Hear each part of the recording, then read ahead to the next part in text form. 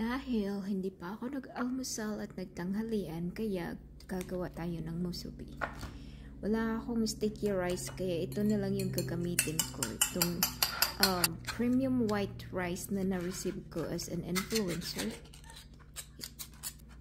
I-microwave na lang natin ito mamaya. So, ikat muna natin yung spam. Buti na lang madami akong spam. At saka may natira pa ding itlog. So, ayan, pwede pa natin gamitin yan.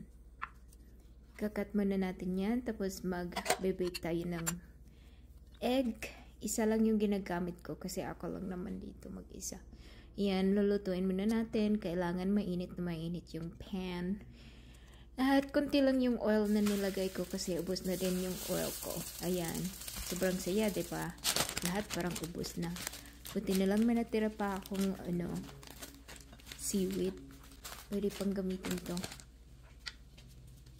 Nakakaumay na kasi yung palagi na lang nag-i-spam at saka rice. Wala namang iba.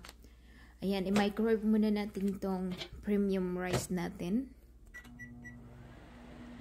Budget tayo dito. Budget kasi walang Ayan, mainit na siya. Kaya i-mold ko na to sa dito sa spam. Yung can.